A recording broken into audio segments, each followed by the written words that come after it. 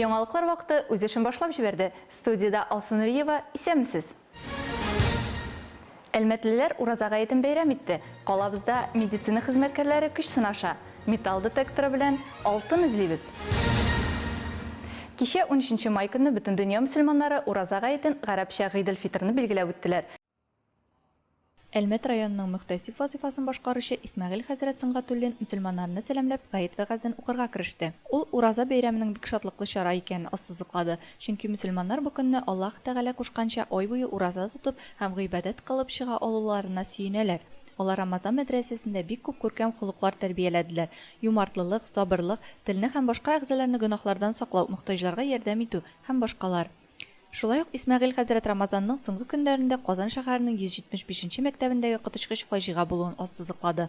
Ул вафат булганнарга Фирдәүс җәннәт, ата-аналарына сабырлык, яраланучыларга хәерле шифалар теләде.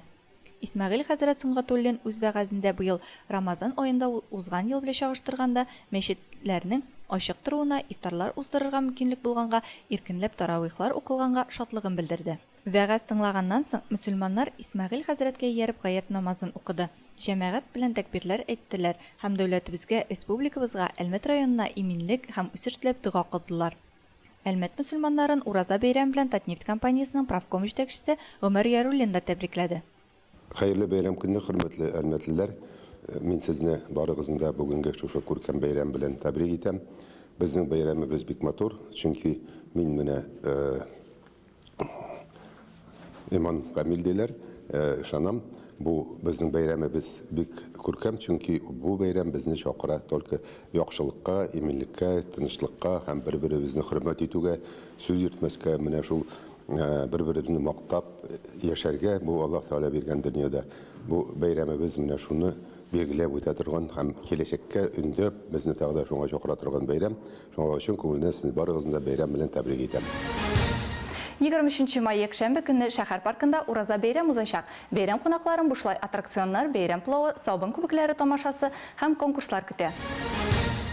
Сугыш һәм хезмәт ветераннарына хөрмәт күрсәтү дәвам итә. Илмира Ахметованы Азәрбайҗан диаспорасы вәкилләре Ураза бәйрәм белән тәбрикләде. Илмира Хабибрахман кызына 82 яшь. Ул 25 ел Горгазда эшли, аннан 20 ел ВДПОда хезмәт куя. Тормыш иптәшен Бөек Ватан сугышы ветераны Ахметов Әнәс Изиятулла улын күз яшьләре белән искә ала. Сугыш инвалиды семьясы мен ул Ленинградта хезмәт иткән вакытта 4 серьезный ранение үткәрде. И бер күзен алдырып кайтты. 3-нче группа инвалид булып кайтты. 72 елда ул минем менингит уздырды. Аны парализовать итте менингит. Шуннан соң 82-гә хәтле 10 ел яшәде, прикованный 1-нче группа инвалид булып. Илмира әби бүген үзе дә сәламәтлеккә туймый. Аңарда шикәр чире 2-нче төркем инвалид ул. 50 ел элек төзелгән агач йортта яши ул. Ванна юыныр өчен мөмкинлекләре юклыкка зарлана. Бер аягын киселгән инвалид булгач, мунча юыну да кыен икән. Шуңа күрә әби шәһәр һәм район җитәкчелегенә фатир сорап мөрәҗәгать итә. Сугыш инвалиды тулы булгач җиңү бәйрәме алдыннан аны бер вакытта да котларга онытмыйлар. Бу юлы да шәһәр җитәкчелеге әбинең хәлен белешеп киткән. Бик зур рәхмәт хөрмәтле бала үстергән аналарына, үзләренә дә исәнлек бирсен Ходай Тәгалә ди ул.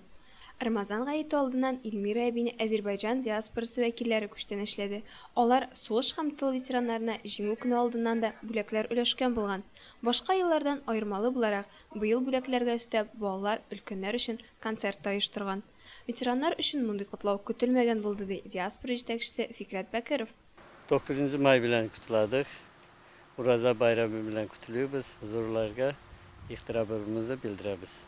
Бик зур рәхмәт балалар. Мине хөрмәт иткән өчен, зурлаган өчен, барыгызга да сәламәтлек телим, хәерле гомерләр, эшләрегездә дә уңышлыклар телим. Татарстанда таҗлы вирус белән авыруның 33 яңа очрагы теркәлгән. Барлыгы 20,944 кеше авырган. 478 кеше шул авырудан вафат булган. Вируска каршы көрәшнең иң үтемле ысулы аңа каршы вакцина ясату дип белгечләр. Әлмәт шәһәре һәм районы буенча 25 меңнән артык кешегә вакцинация ясалган. Хәбәрчебез Алсу Әмирова дәвам итә. Нефтьчеләр башкаласында тажвируска каршы прививка сатучылар саны арта. Бу прививканы поликлиникаларда гына түгел, халыкка уңайлы булган сәүдә үзәкләрендә ясатып була. Калабызның 3нче поликлиникасында да бу юнәлештә эш көндә дәвам итә. Әлмәт шәһәрендә вакцинация сатуда без дә күреп кайттык. Башта пациентлар шушы өстәл артына килеп, анкета тутырга тиешләр.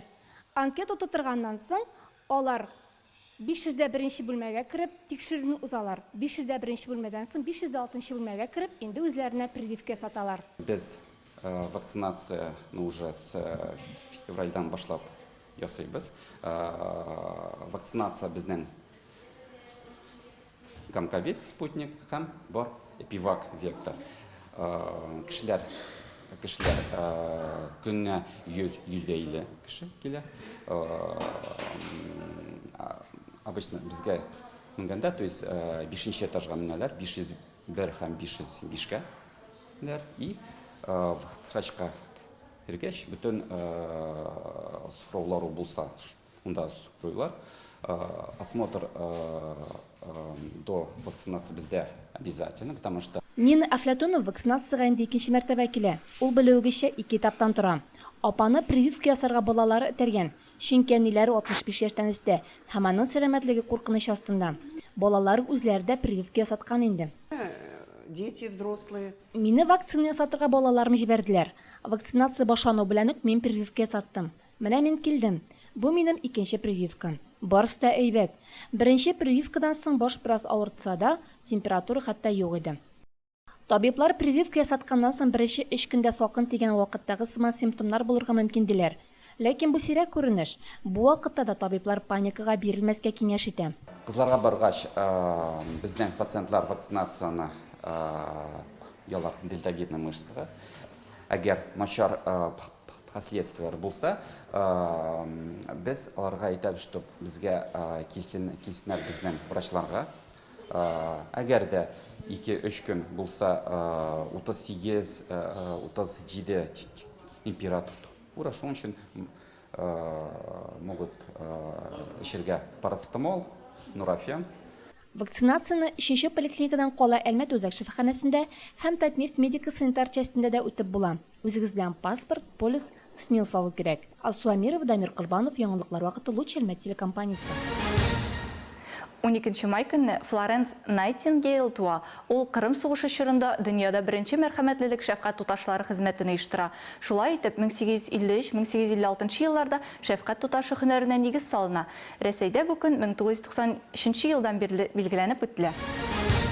Бүген Әлмәттә республика күләм сәламәтлек 2021 медицина хезмәткәрләре спартакиадасына сайлап алу ярышлары башланды. Кайсы шәһәрләрдән җыелма командалар килгәнен, нинди спорт төрләрендә көч сынашканнарын Лина Хасаншина сюжетында карагыз.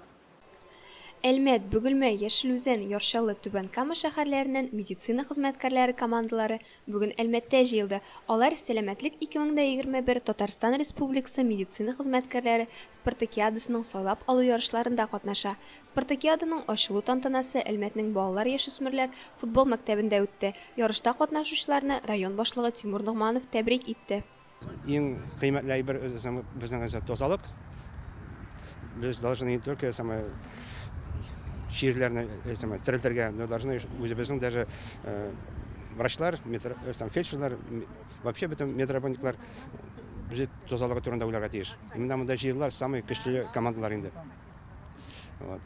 Самый көчлеләр үзләрен күрсәтәчәкләр шул соревнованиедә.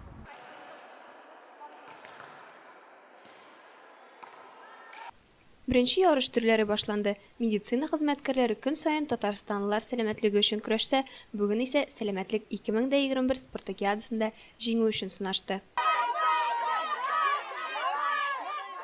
Канат тартуда Әлмәт, Бөгелмә, Яршалы, Түбән Кама, Яшелүзән шәһәрләреннән медицина хезмәткәрләре көч сынашты. Яршалы хатын-кызлар медицина хезмәткәрләре командасы җиңү артына килдек ди. Без Яршалы шәһәреннән килдек монда спартакиадага. Җиңү артыннан гына килдек. Җиңеп китәбез ала берсә. Бик каты җыендык. Бөтен команда белән дуслашып килдек. Җиңүгә генә ышанабыз. Беренче урын бездән. Шаллы медицина хезмәткәрләре сүзләре чынга туры килде. Волейбол, бадминтон, өстәл теннисы, шахмат, җиңел атлетика, канат тарту һәм йөзү ярышлары нәтиҗәсе буенча беренче урынны Яр Шаллы яулады. Алардан бер балга калышып, Әлмәт командасы 2-нче, Түбән Кама командасы 3-нче, Бөгелмә командасы 4-нче, Яшел Үзән командасы 5-нче урын алды. Сәламәтлек 2021 спартакиадасы финалы сентябрьдә Казанда узачак. Анда Әлмәт һәм Яр Шаллы командалары катнашачак. Лина Хасаншина, Дамир Курбанов, Яңалыклар вакыты, Луч Әлмәт телекомпаниясе. Җәй җитү белән җирдән металл детектор белән кыйммәтле әйберләр эзләүчеләр ауга чыктылар. Белмәүчеләр өчен яңалык. Әлеге җайланманы теләсә кая кулланырга ярамый. Законны бозган өчен җаваплылык та каралган. Барлык нечкәлекләр алдагы сюжетта. Җирдә яки суда кыйммәтле әйберләрне металл табу җайланмасы белән эзләү Рәсәйдә закон белән чикләнгән. 2013 елда ук археология һәйкәлләрен җимергән өчен җәзаны катгыйландыручы төзәтмәләр кертелде. Закон нигезендә металл детектор тыелган һәм рөхсәт алырга кирәк әйберләр исемлегенә керми. Шуңа күрә хокук саклау органнары металл эзләүчегә бернинди гаепләүләр дә күрсәтә алмый. Аңа карамастан, кайда казыйсы килә, шунда эзләү бик куркыныч. Закон буенча казырга ярамый торган җирдә эзләүчеләрне зур штраф көтә яки хәтта ирекләреннән мәхрүм итәргә дә мөмкиннәр. Борынгы тәңкәләр һәм борынгы предметлар эзләүдә тыелган. Борынгы предметлар категориясенә яше 100 елдан артык булган барлык табылдыклар карый. Бу эш белән мин әтием белән бергә шөгыльләнә башладым. Хәзер мин бер үземдә чыгам. Миңа аерма юк нәрсә табырга икәнен. Тәңкәме яки тутык кәнәфер. Иң мөһиме табигатьтә уздырылган вакыт. Үз участогында борынгы тәңкә казыган бакчашыны әлбәттә җинаятьчеләр рәтенә кертмиләр. Ә менә эзләү максаты булса, шуның өстенә эзләүләр археологик һәйкәл территориясендә яки мәдәни катламга зыян китереп алып барылса, зур штраф белән генә котылып булмаячак. 12 майдан 16 майга кадәр Кабардино-Балкария башкаласы Нальчикта егетләр һәм кызлар арасында сумо буенча Россия беренчелеге уза. Ярыш 15 яшькә кадәр, 17 яшькә кадәр, 19 яшькә кадәрге 3 категориядә уза. Медальләр өчен Россиянең 30 төбәгеннән 100гә якын яшь сумоист күрәшә. Яхшыларның яхшылары быел Польшада узачак Европа һәм ил беренчелегендә илебез данын яклаячак. Европа беренчелеген июльдә Седельц шәһәрендә, дөнья беренчелеге сентябрьдә Кратошин шәһәрендә узачак. Кичә Татарстан җыелма командасы 15 яшькә кадәр категориядә беренче көнен тәмамлады. Әлмәт шәһәреннән Нестерова Эвелина көмеш медальгә лаек булды. Бу сезгә җиткерәсе соңгы мәгълүматыбыз иде. Алсу Нуриева һәм монтажер Илдар Гыймаев сезнең белән саубуллашабыз. Игътибарыгыз өчен рәхмәт.